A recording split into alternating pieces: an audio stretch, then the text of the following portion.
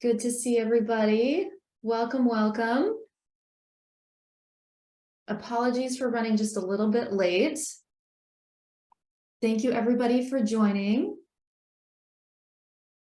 Excellent. We'll probably have more folks trickle in as we get going. That's typically how things go here. But good morning, everybody. Good afternoon.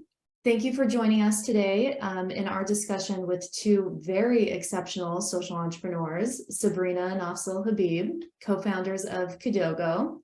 Hi guys, welcome. This event is part of the Duke UNICEF Virtual Forum on Social Innovation, brought to you by the Duke UNICEF Innovation Accelerator. For those of you that don't know, the Accelerator is a unique partnership between Duke University and the United Nations Children's Fund. Any of you who are unfamiliar, which I don't think you are, the Accelerator identifies and strengthens social enterprises tackling the greatest WASH challenges facing children around the world. My name is Taylor Conger, Managing Director of the Accelerator here at Duke, and I am so excited to be here today with Sabrina and Afzal in a really exciting conversation.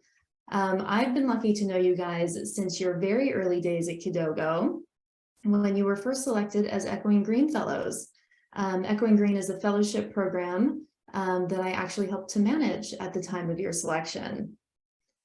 So today we'll hear about their journey to start, build, and scale Kidogo, which is a social enterprise that seeks to improve access to high quality, affordable, early childcare and education in Kenya's low-income communities.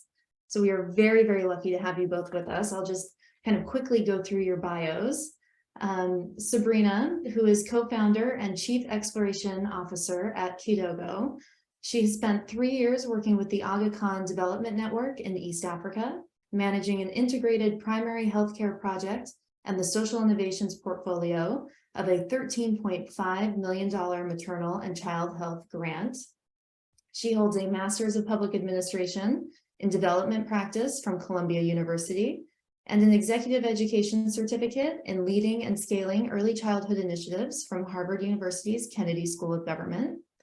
She was named as a Forbes Top 30 Under 30 in 2017, as Canada's Female Social Entrepreneur of the Year by Elle Magazine in 2016, as an Echoing Green Fellow in 2016, as the HRH Prince of Wales Unilever Young Social Entrepreneur for 2017, and as an Acumen East Africa Fellow in 2020.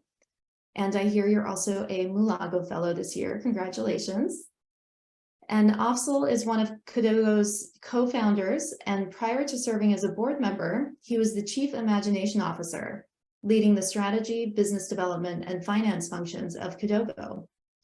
Prior to Kidogo, he was a management consultant at the Boston Consulting Group and has worked extensively in social entrepreneurship with CARE International in Bangladesh, with the David Pucot Center in Canada, and Acumen in Tanzania.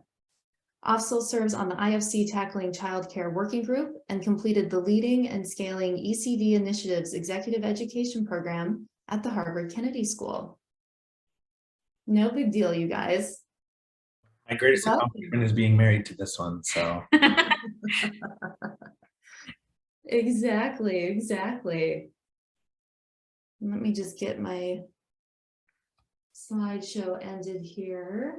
So awkward hearing your bio read. I don't know. Yeah, I just want to. It's always fun. It's always fun, and always impressive. As I mentioned before we started the call today, we are joined today in our audience by folks from our second cohort in the Accelerator, and we may have some folks from the first cohort trickling in. And they all work in water, sanitation, and health across Africa. Each of them has their own incredible social enterprise, and you guys have seen their bios, so you know who's in the crowd. And we may end up with some Duke students who come in as well. So for everybody joining us, feel free to raise your hand with questions as we go, and throw them in the chat box, and we'll make sure to address them. I'll kick us off with some initial questions, but then, would love to just have a conversation. So Sabrina and Afzal, it's so great and so exciting to be able to talk with you guys today. You know, we've seen Kidogo grow so much over the years, and you both grow as leaders so much over the years, especially since we first met in 2015, 2016. And in the last year, I was reading, Kidogo has had just absolutely explosive growth. So you've expanded from under 50 childcare centers in Kenya to over 500 across the country today. You've improved the lives of children and mothers all over the country, a million times over. It's just absolutely incredible to see. Would you tell us a little bit more about where Kidogo is today and how the organization has begun to scale? And then we'll kind of take a step back. Yeah, sure. Yeah, so our current network is 763 centers and over 17,000 children that we see every single day for 10 to 12 hours a day, 5 days a week for their first 3 to 4 to 5 years of life. We're in 33 communities and have a 30% market share in each of those communities, and that's actually very intentional. And I can tell you a little bit about what that is and our theory of change around systems change. And we're across 8 counties in Kenya. And a lot of this just happened post-COVID. And so it's been an explosive growth. We are the largest childcare network in the country. And it's pretty cool what we've been able to do. It's beyond our wildest imagination. Just incredible. Wow. Wow. Really exciting. And to have that growth happen, start happening during COVID and then post-COVID, it's really, really fascinating. So taking a step back, what led you guys to start Kidogo? What was your aha moments that we talk about all the time? Your moment of obligation. Tell us more. I think it's probably different for both of us, so I can start and Please, then because it's fascinating. We actually came to this at from different angles. So for me, I never thought I would be an entrepreneur. It's actually still weird to say that I'm an entrepreneur or a social entrepreneur. That title doesn't resonate with me. But I really quite literally stumbled into this work. And so I was born and raised in Toronto in Canada, which is where we are right now. But my parents are from East Africa. So my parents, my grandparents, my great-grandparents were all born in Tanzania and spent quite a bit of time in Kenya.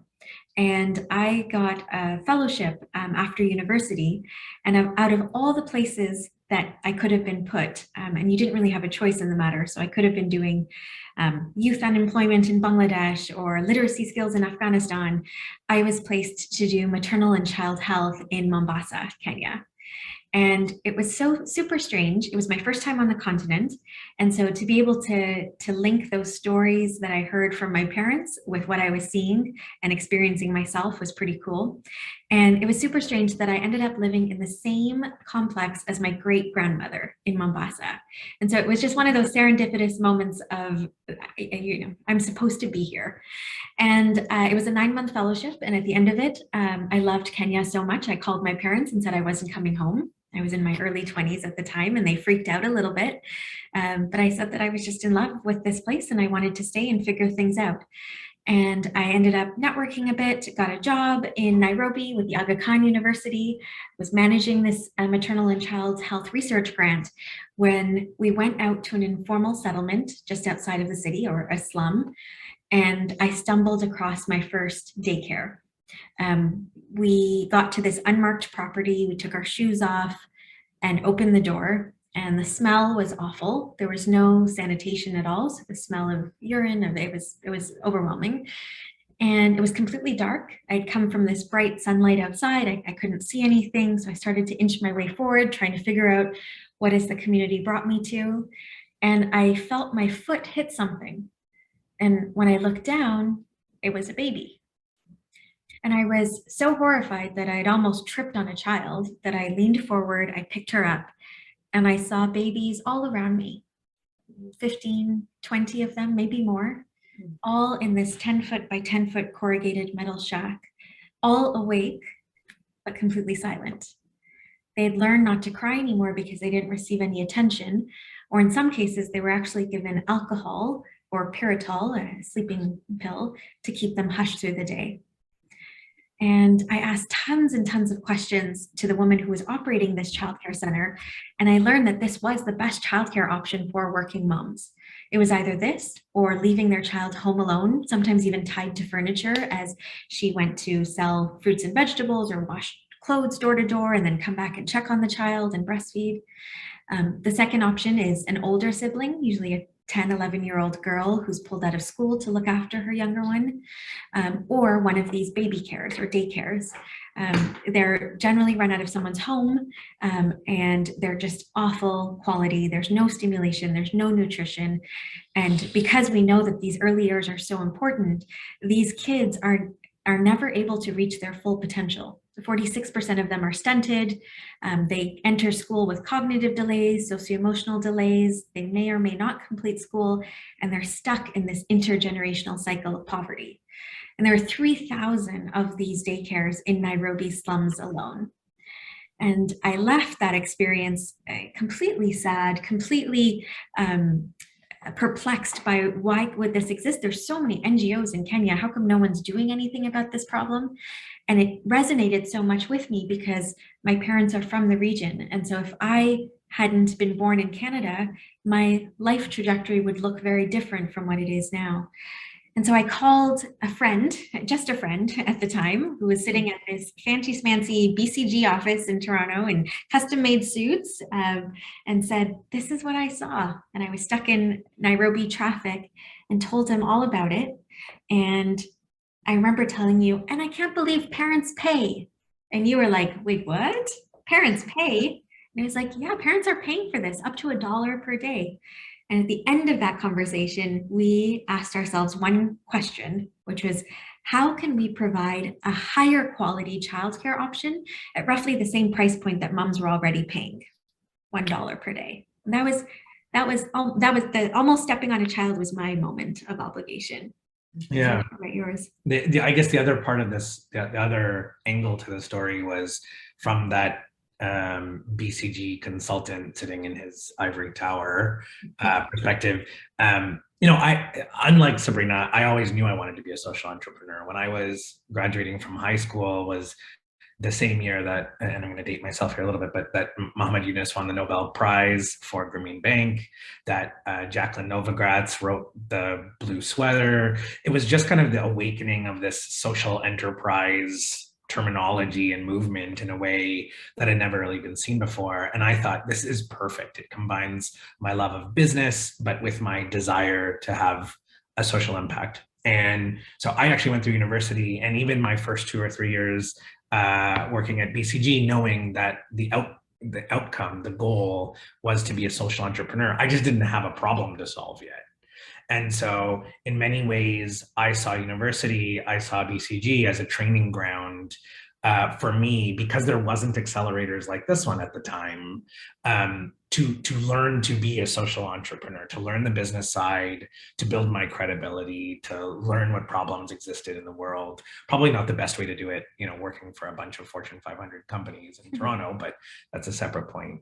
And then I got this call from this friend, Sabrina, about this childcare issue that she just literally stumbled into. And from my perspective, and I think I was naive at the time, I know I was naive at the time, but as soon as she mentioned that parents are paying for this, I saw a dysfunctional market. I saw a market that didn't work yet. And the idea that parents pay for a service but are receiving something that's poor quality or that doesn't lead to developmental outcomes for their children, that is, it's a lose-lose situation for everybody, felt like this was an opportunity that was ripe for disruption, something that we could go in, change some pull some levers and change the incentives of how the system worked to really make the system work for everybody, or work better for everybody at least. And so I think, I didn't necessarily feel my moment of obligation at that point, though I was intrigued. It was only after Sabrina and I had gone back to that same community and gone back and started doing the market research, started interviewing parents, started interviewing women who run these daycare centers, and and really understanding how that market worked and what were the incentives and what were the economics of this, that we were sitting on a similar bus ride on the way home when both of us looked at each other and said, like, We have to do this. we have to do this, and what did we get ourselves into? Yeah. Right? Like almost this problem that is so much bigger. It's nice and it's easy when it's on paper, and you can come up with this elegant solution. Many times when we started dating, we went on dates and would turn over the napkin or the placemat at the restaurant that we were at and start drawing out business models. This is as geeky of a date as you can get. But from that idea of like putting it down on paper and making PowerPoint decks, I was a consultant, so that was, my forte, to the moment where you're actually speaking to potential customers, potential consumers, potential providers, and saying like, I'm working on a solution and I want you to buy in, I want you to join us in doing this. Was I think for me that moment of obligation, that we were moving it out of the realm of something that's on paper and into the real world, but really kind of kicked off arguably the biggest and most substantial thing we've done in our lives, apart from Sabrina actually giving birth to our daughter. So powerful. Thanks you guys for sharing that. And so what were some of your earliest challenges, as you got started? Obviously moved full-time to Kenya. What was the most challenging in the beginning? Yeah, I think in the beginning, a lot of it was first getting people to realize that there was an issue. And when I say people, I mean kind of at all levels. So when we spoke to women who were running daycare centers, those same poor quality ones that Sabrina was describing earlier, the refrain we often got was, well, yeah, but my center isn't as bad as that other lady's center. Or, I grew up in a situation similar to this and I turned out fine. So, who are you to tell me that this isn't high quality like you're trying to aim for? When you talk to parents, the feeling was, but children under the age of 3 are not learning anyways. As long as I drop them off and I pick them up and they're safe, fine. And as long as their clothes aren't dirty, right? Like it was like much more of a physical, like they are safe. I don't see any scratches on them and their clothes are clean. So they must have gotten good care.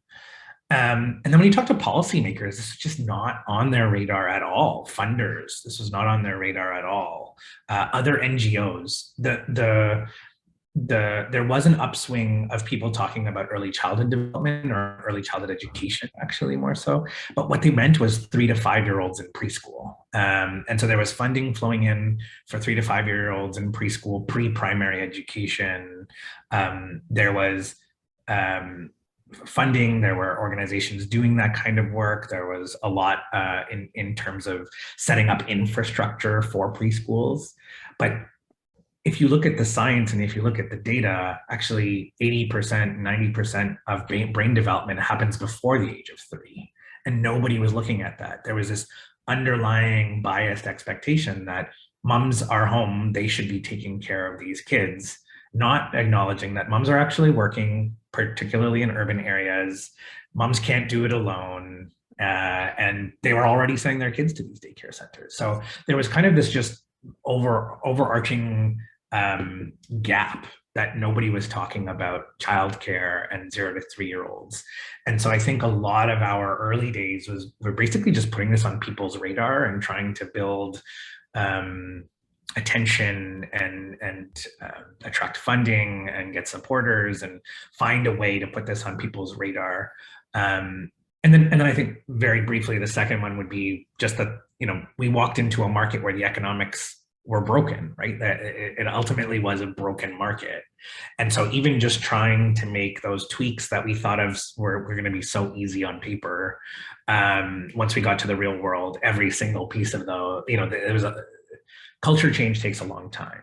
Behavior change takes a long time. And so it wasn't as simple as, that's even why I think our scale up has taken, we scaled almost not at all for the first 6 years. And then on like year 7, it's kind of just hit this hockey stick. And I think a lot of that is just, it's been that behavior change is slowly coming into perspective, people starting to understand. And then as something clicks, there's kind of this groundswell of energy and change that kind of happens all at once. So I think those would be the two ones that I would say when we started were kind of our biggest question marks, like biggest challenges to deal with. Very different from where we are today, I would say. And I would just add that I think mine was an identity question of, should we be doing this work? I'd grown up in the era of the white savior goes and saves and solves problems that aren't even in their own communities and has a worse off effect than they even imagined. And we grew up in Toronto, and although our parents are from East Africa, we knew nothing about the communities we were working in. And so my hope was that we would do all these interviews. We came up with a business model. It was in this beautiful PowerPoint deck, thanks to Afzal. And then we went back to the NGOs and said, hey, you guys do this work. You're closer to the communities. You've been around for a while. This is not our jurisdiction. It's not our, especially when we kept getting told, who are you guys to tell us how to raise our kids? And totally fair point. And I think that was a big one for me when we realized that no one was doing this work, and we couldn't just sit by seeing a problem happen that no one was working on. And that's when we made that giant leap of leaving BCG, leaving a 6-figure salary and a very cushy life, leaving grad school. I'd started my master's and starting Kidogo full time. And I think even if you are from the communities that you seek to work in, I think there is still always that moment of doubt of, should I still be doing this? Like, it's taken off, but not as much as I thought. I'm actually not earning enough money to support myself. My parents are constantly questioning me, like, are you done with that project? And are you ready to get a real job and a real life? And so there's always that seed of doubt of, should we keep going or should we not, especially in those early years? And that was always a tough one. Yeah, I mean, just incredibly challenging at the beginning, no matter where you are with the problem, right? Whether you're in the middle of it or on the outside of it. Really, really great points. Afzal, you mentioned, things eventually started to click. So where and when did you notice that happening? Like suddenly we're scaling. Here we are.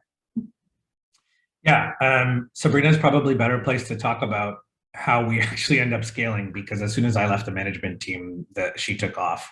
I think there's a few things that clicked. And again, it's you got to put in literally years of hard work before you even uncover where these things may be, and you may stumble onto them by accident, kind of like Sabrina did with this whole initiative.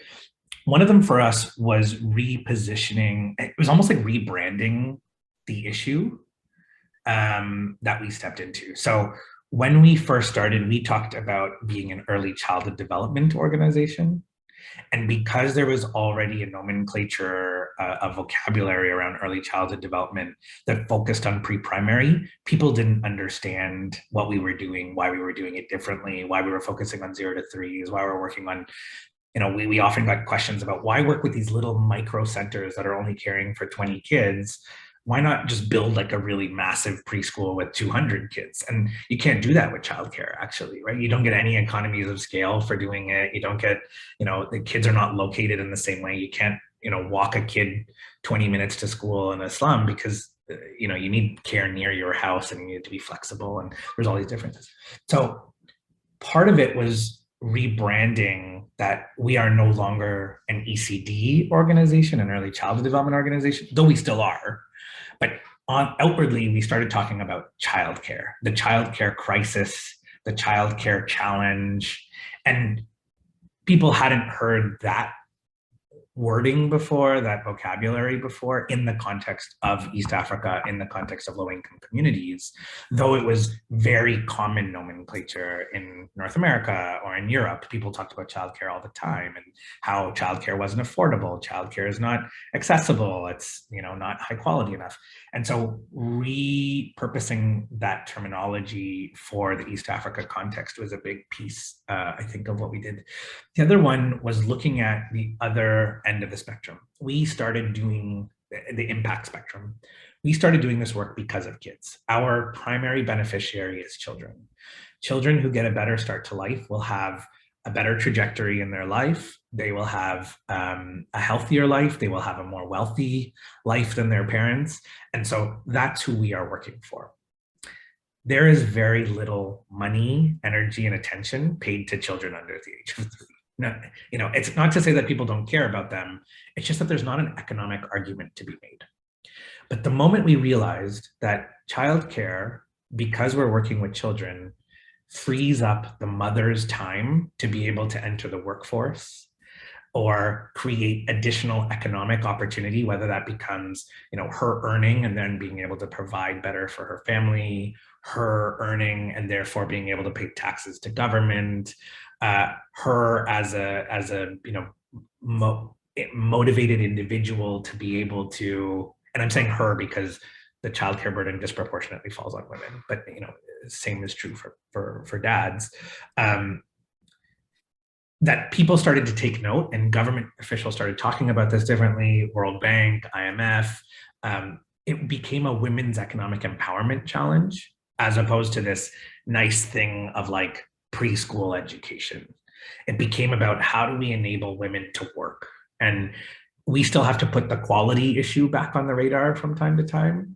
But once we started talking about women's economic empowerment, and I don't think we intentionally did it, I think other people kind of brought it to us to say, actually, what you're doing is you're enabling.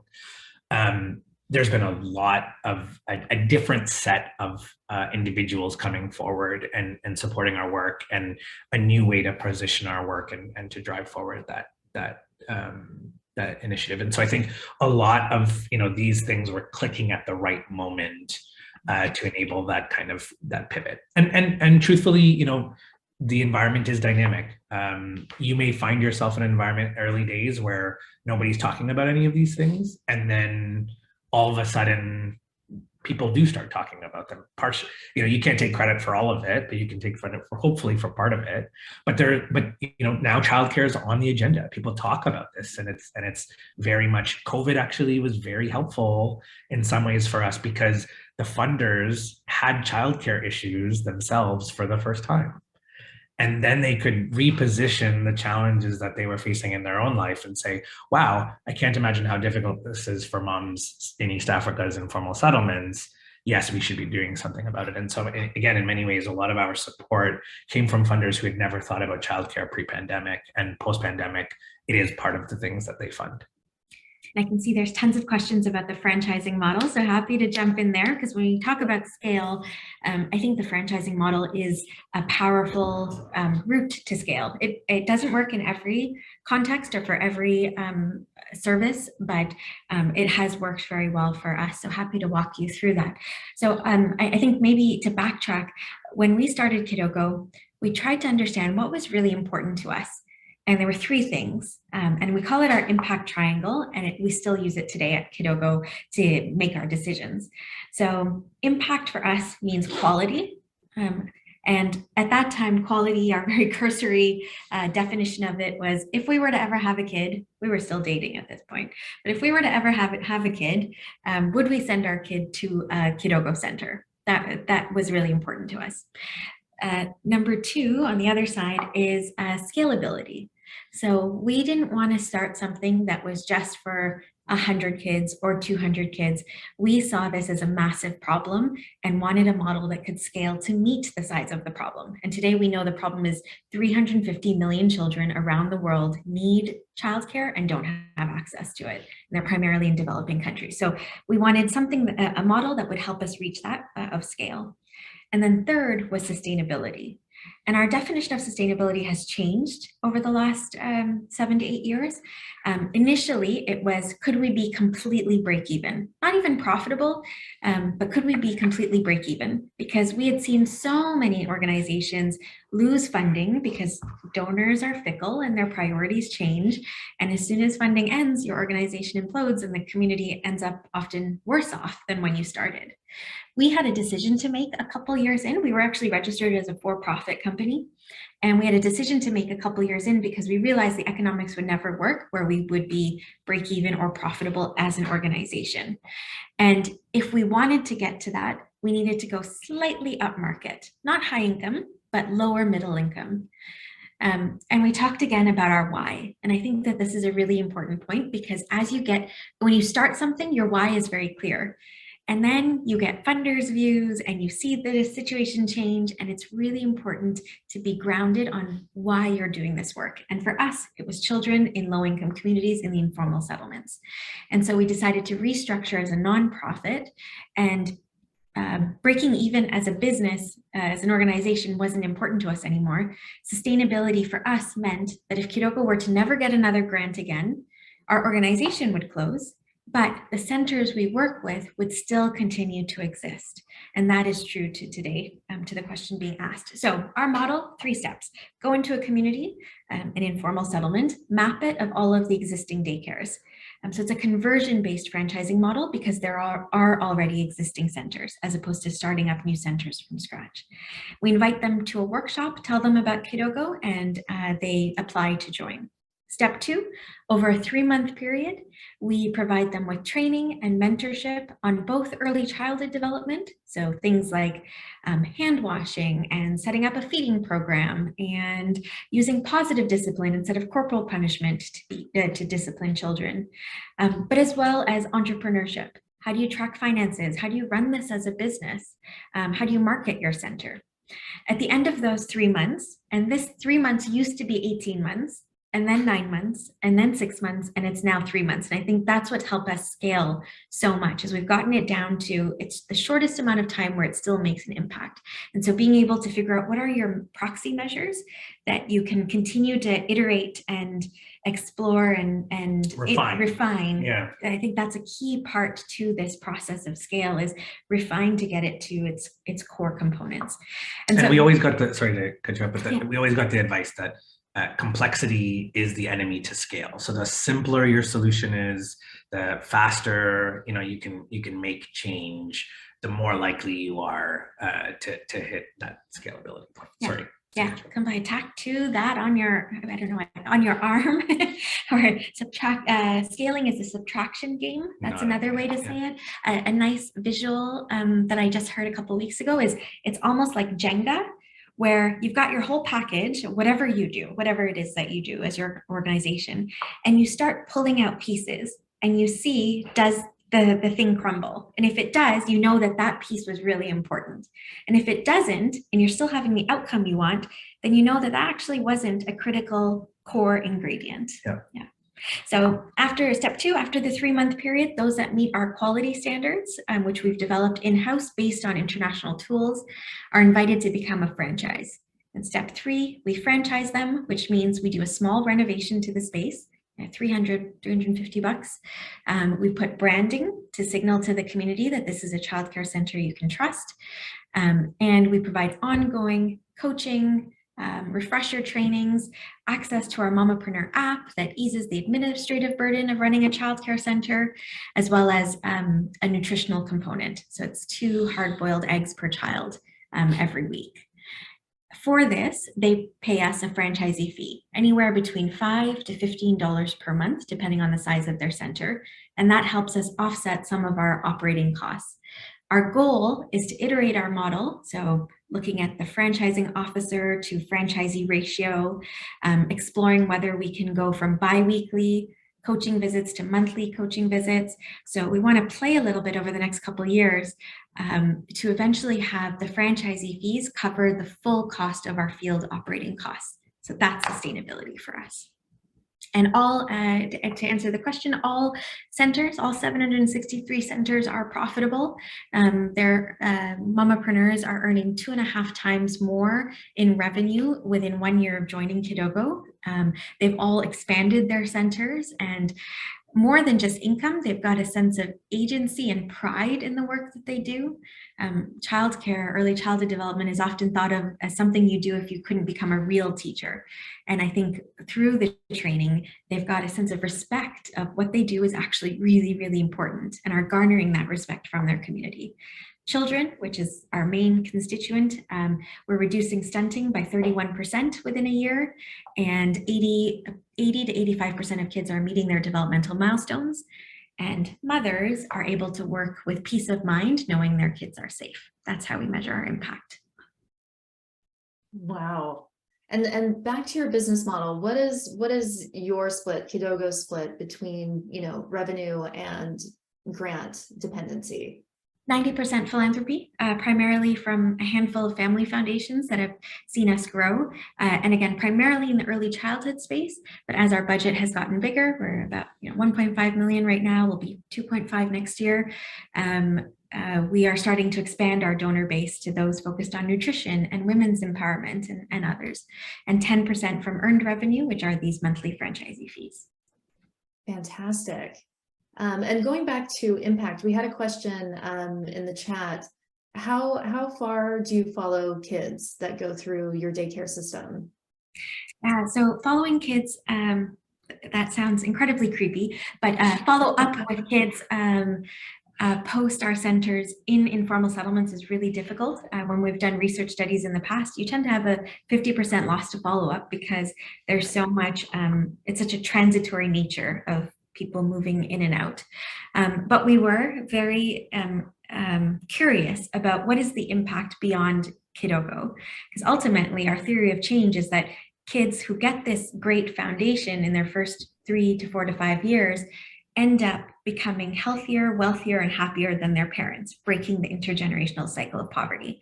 And so we don't follow the kids up continuously, but we've done a research study to look at kids who graduated and went on to primary school versus those that went to other daycares or other early childhood centers. And we found that Kidogo kids are in the top 5% of their class. They outperform non-Kidogo kids in all areas of development, particularly in executive functioning and socio-emotional development. And I remember we read the qualitative study, one of the comments one of the teachers said was, Kidogo kids sometimes are troublemakers. And I was like, no, what's happened? Because I was the student that sat the front row and would show up 10 minutes early. And when we looked into the notes a bit further, it said, they finish their work so quickly. They're so independent. They ask so many questions that it really bothers me as a teacher. And they just want to finish their work and go and play. And we actually high-fived in that moment because it was like, these are the citizens who are. That's success. Yeah. Inquisitive, curious, independent kids who will become the future leaders. Troublemakers. If we could do a big like branding campaign, we'd probably be like, send your kids to Kidogo and make them troublemakers. But I don't know that wouldn't work fly with parents and teachers that well. So in our own heads, that's our outcome. It's a bunch of troublemakers. And I think for any organizations, when you're thinking about monitoring and evaluation and impact measurement, figure out what are your proxy measures that you can do easily and continuously, because our budgets are always small and you can't spend that much money on research. And then figure out what are those longer term questions that you can outsource to a research organization and do it one time or one off. Yeah, and I'm sure Taylor and the team have worked with many of you on kind of theory of change and ceiling of account. We talked about this idea of a ceiling of accountability, which is we can't measure a child's recidivism rate if they went to jail and ended up back in jail, and whether or not the Kidogo intervention had any effect on that. We kind of just where can we actually measure and make a pretty clear, compelling case. And I think to Sabrina's point, if you can focus on the things that are easy, quick, proxy measures that you can follow up on a very regular basis in-house, there are going to be funders who come your way who say, we want the impact data and are willing to pay for it. So leave it to them to, don't go out and search out an RCT. And my advice would be, don't go out and search out an RCT and, find hundreds of thousands of dollars to pay somebody to come in and do this work, unless a funder specifically is ready to step up and pay for that if they want it themselves. And there will be some funders who ask for that, and make sure that you structure things in a way that you have some of the say in how that gets developed, because I think that can be make or break for an organization. And do you have a dedicated team for M&E, or is everybody kind of, is it all hands on deck in terms of how you are measuring your impact as a group? Yeah, we've got a monitoring and evaluation team that's 3 people now, 4 people out of a team of 84. So it's a small team. And then we use daily research data collectors when we need it in those short sprints, but they're not on full-time payroll. I think one of the biggest lessons, though, is that M&E can't, monitoring and evaluation can't sit in its own department somewhere. Everyone needs to be involved in M&E in some way. And so we now use our franchising officers, who are Kidogo staff who live in the communities. So we're in 33 communities. We've got 33 franchising officers. And she goes and visits the mamapreneurs, the Kidogo franchisee, once every 2 weeks. And while she's there, she will do the same quality standards checklist that our mamapreneur, or that our monitoring and evaluation team will do. So it gives us enough of a check. So you're using your current resources to get you what you need, and then you'll follow up and do spot checks with your monitoring and evaluation team to just validate that what the franchising team saw was indeed the true situation. And actually the purpose of that data is not to prove your impact or not prove your impact. That's kind of how the nonprofit system has focused us, but actually it's to improve, right? And so when you see something that's not working, or your data reveals there's something that's weak, that's actually data that you want to be using to refine, improve your intervention, figure it out better. And so that's why you can't have data as kind of this, apart thing. It really needs to be core to how you run the organization. And I think it's taken us a while to get some of those systems and structures because they're expensive. They can be expensive. But when you get them right, they become kind of the fuel you use to refine your interventions, to pull bricks out and see if the thing will still stand. It's because you've got the data to be able to say, hey, we stopped doing this thing, but everybody's quality stayed relatively the same. Maybe that thing is no longer an essential piece of our intervention. So that being able to test and refine and pivot is really contingent upon you having the data and data to be able to make those decisions. Yeah, that's something we talk about all the time in the accelerators. How are we testing? How are we refining? How are we, testing our hypotheses, testing our assumptions? And it's so great to hear how practically you do that and how you do that using data. Fantastic. And it never ends. I think I have realized, I thought from a naive standpoint that you do it, you get it right, you've got your thing, and then you scale. And that's totally not it. You are constantly refining and iterating. And when you move to a new community and you're testing it there, and you're always trying to figure out how to do things better. And so this refining is part of the process. It's not just done at the beginning. Mm-hmm. Yeah, forever. Forever, yeah. Always and always. Kessler, is that Jordan Kessler? Kessler, the founder of Vision Spring. We had a coffee or a lunch or something with him very early on in our journey. I don't know if everybody's familiar with Vision Spring, but they do low-cost eyeglasses. And his perspective was, you do something at 10 and you make it work, like 10 units, whatever it is. For us, it was 10 daycares. And then you do it at 100 daycares, and you have to test and refine and figure it out at 100. And then you do it again at 1,000.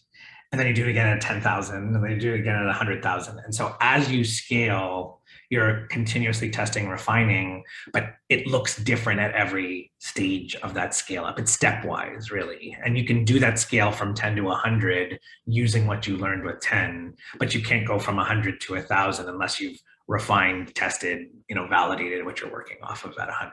So that kind of stepwise scale is really important. So critical. We have someone in our second cohort who I know is really, really eager to ask some questions. So I'm going to let Penina jump in now. Penina, if you wouldn't mind introducing yourself and tell the group exactly what you're doing and how it relates to what Kidogo is doing. Yeah, sure. Thank you so much, Taylor. So I'm Penina Ndegwa. I'm the founder of WellMom. And I, just like Sabrina, I also bumped into the situation of childcare. So we had gone to install a baby changing station in Gikomba Market. I hope you guys are familiar with it. And, when I went there, it was a lot of culture shock, just seeing how mothers bring their babies to work every day, and they're, running around the market in a very crowded space. and having them sleep in very small cold rooms on the floor, next to toilets that are stinking. They have, it was just, I couldn't sleep, I think, for a week. And I felt like other than just installing a baby changing station, we had to do more. And what we did, we went and renovated. So what happened, the government has done a new market, which is like 5-story building. And they left like very small rooms for sort of what they call baby centers. And the mothers are already using them. They would just put sacks on the floor or carton boxes and lay their babies there. And, they would tell us like after a while, a baby would roll over on the floor, and the babies were generally sickly. And these are women who could not afford alternative care services because of their income, and also because of their, they cannot afford better. And like you talked about, the existing care systems are very crowded, and the babies would get worse in terms, they would spend so much money in hospitals and all that. So when we renovated that space, we created a baby cot, a place for them to sleep. We repainted with some very beautiful murals. We have places where the caregivers can now stack their foods and everything. And because before, WOWAM used to have sort of training programs with nutritionists. WOWAM started as a blog long time ago in 2018. So we used to organize training workshop for caregivers. So we trained a few of them on how to feed their babies.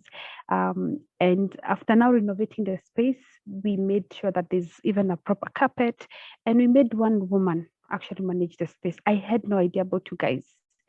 And to be honest, it's been successful. But I also have done a lot of research around early childhood. And I still felt like I needed guidance, because we are working with the Nairobi City County, and they allowed us to, maybe we can roll out the program in their, all the markets in Nairobi, and there's quite a number, new ones especially. And I felt like I do not know how to run a daycare system. I have no training. And to the county, they were thinking of getting like an ECD teacher, which that means would have made the whole system very expensive. And it would have been very focused on education bit, like what you talked about, between 3 and 7 years above. So I tried reaching out to you guys. I think I have so many questions. Maybe instead of even asking them, I'll just request maybe have a private meeting later on, and I would share with you guys more on the progress and the challenges that we've had. But I have to say that it has been very successful so far with the mamapreneurs, like the ladies themselves, one of them managing. Unfortunately, we did not charge it because we were just like understanding the model, would it actually work? So the lady takes care of the space, maintains it, and then the mothers bring their children to work. In fact, I've even been called a nanny in most of the press coverages. But honestly, I feel very underqualified to run this program, and I would be happy to learn how you guys do it in terms of training your mamapreneurs. We've given them toys, we've given them some books, we've trained a little, but not as much as I think we should do. But I would just be happy to understand how your model fully works. And then, but maybe one general question, because I have so many and I don't want to ask them now. Whether you experience any sort of hiccups with government regulations in terms of how much space the system, like the space need to be, because now that was the challenge with us. The space is so small. Yes, every floor has a small room of like 2.5 meters by 1.5, really tiny rooms. They are working, but I just felt like if you have to, and it's on every floor, meaning that you would need to renovate every floor, which would make the whole cost very expensive. So I'd like to know, did you have any challenges in terms of such regulations, and how do you leapfrog them? And how have you also tried to influence how early childcare happens in Kenya? Thanks. Yeah. Nina, so great to hear from you, and I think we're actually connected on an email chain. You've been coordinating with my partnerships team, and so absolutely we can chat about this. One of the interesting things of how we're thinking about our scale journey is we can continue doing what we're doing, and we've got something that's pretty plug and play. Like next year, we're going to double in size again to be 1,500 centers, 30,000 kids, and we've got something that rolls, but to what end do we do this? Like, we can continue doing this and be at 100,000 kids, would be a $10 million budget. And then what happens? And for us, even 100,000 kids is not scale. It was interesting, Taylor, when you asked your scaling journey, I still feel like we're not there yet. We're like, scale, what is the end post of scale? And I think we're realizing that it's about scaling our impact, not scaling our organization as Kidogo. And so we've been focusing a lot on advocacy. So we spend about 15 to 20% of our time on advocacy, and that's both at the national and county level, and trying to influence some of those regulations. And Penina, gosh, we can have an entire conversation about regulations and how this totally unregulated market has now become very difficult to operate in because it doesn't reflect the realities of the ground. Policymakers don't come to the informal settlements and see what's actually happening. And so we actually had, as the new regulations were launched, or the pre-ones launched a couple of weeks ago, we had 30 of our mamapreneurs come in their t-shirts. And rather than us telling the policymakers why these won't work, they said it from their own voice and invited the policymakers to come to their centers. And I think that that's really, really powerful. But as we're thinking about our journey to scale, it's about this larger system, because we realize that no matter as big as we grow, we will never reach every child. And so how do we work with the government? Scaling either goes through the market or through the government. And so I think it's, for us as childcare, we really feel like we need to be working more and more closely with government, because this is their responsibility. But from an organizational standpoint, we're trying to figure out how do we work with other organizations to scale what we do. So almost a master franchisor model, where we equip like a Wow Mom with exactly what we do, our curriculum, our training, our everything, and then you deliver it to your constituents. And that's a faster way to get to more people. Sounds good, thanks. Looking forward to our meeting. Yes, we'll chat more. We'll be in Nairobi soon. Awesome. Yeah, and with Penina, it all started with a baby changing station and installing it, in that really, really busy market. And then suddenly here she is running a daycare. It's incredible how these things just kind of happen and snowball. So in our last minute, any final advice for this group as they think about scale and start planning for their own scale journeys? Yeah, I'm happy to jump in first. To Sabrina's last point, I think there is an inflection point which many organizations reach, where you ask yourself the question, which is like, what is the end goal? Why? It's really connected to what she said at the beginning, which is, why do we do this work? And also defining what success looks like.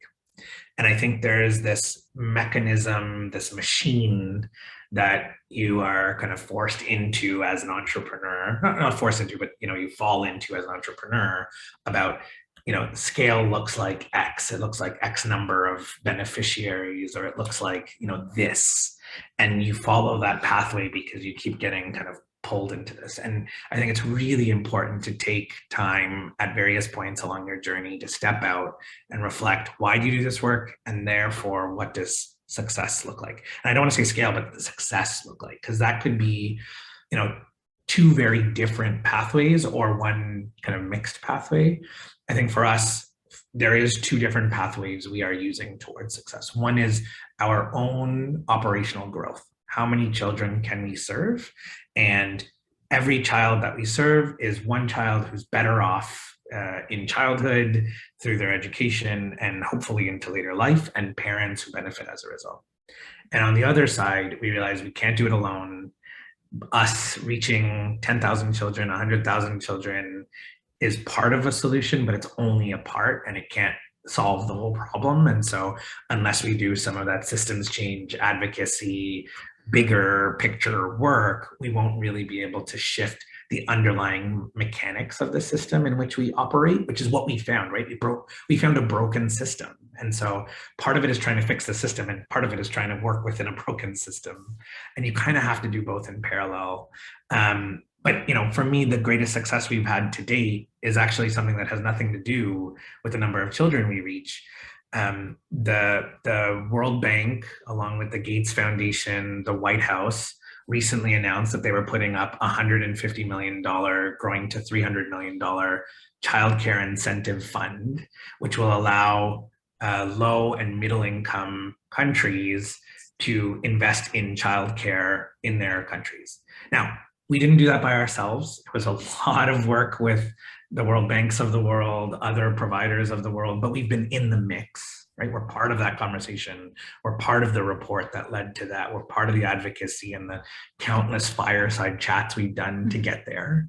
But that's now $300 million or $150 million that will actually enable this problem to be solved by governments in the places where they work. It doesn't mean that the problem is solved. Governments are not going to get this right at the beginning. It's going to take a lot more money than that, but it is the iceberg. It is the tip of the iceberg on what we think systems change looks like, and it has nothing to do specifically with our franchising officers or the number of children we reach. So you kind of have to work at multifaceted, and I think part of that is stepping back, reflecting to yourself, what does success look like, and how do we make that happen? What is our role in making that happen?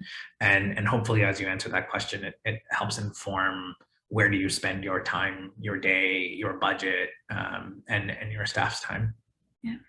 And two quick ones for me. And Taylor, I'm realizing that we are talking so much and we're so sorry. I think it's just, we've learned a lot over these last 8 years and love this work. But two quick ones.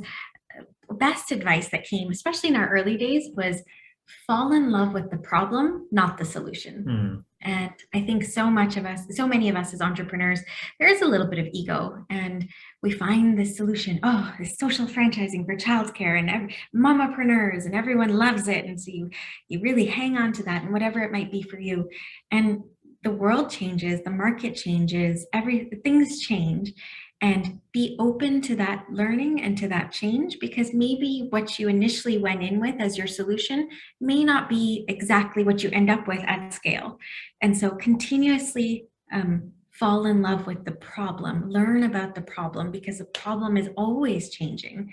And how do you change as an organization to meet that problem? Because it's not about you and your solution, it's about the problem.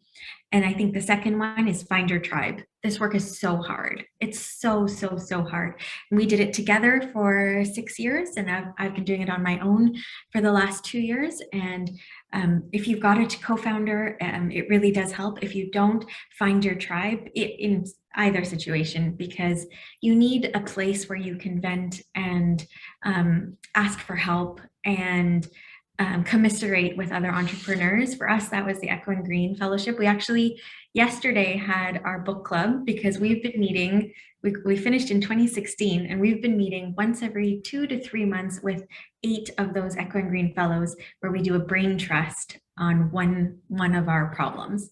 And that has been helpful to keep sane. And I think what's funny is when you're in this work, you think you've got the biggest problems, and then you hear about other entrepreneurs and you're like, oh, I'm not that bad. And so I think kind of surrounding yourself with other entrepreneurs who are also on this journey and also figuring things out is really helpful. And when you look around the Zoom room, it sounds like you've got your people right here. And so intentionally take time to build those connections, because you will need it at some point in your journey. Yeah, it's like group therapy. Yeah. Such great advice, you guys, all throughout. Really, just such nuggets of wisdom. We can't thank you enough for joining us and sharing your experience. It's incredible to hear and to see everything that you guys have been up to. So thank you so much. Let's stay in touch. There's so much more work to be done, and would love for you guys to be more involved in what we're doing, and for us to be more involved in what you guys have going on. So again, thank you so much. Such a pleasure. You're very welcome. We're happy to be here. Thanks everybody for joining. Have a great rest of your day. Take care.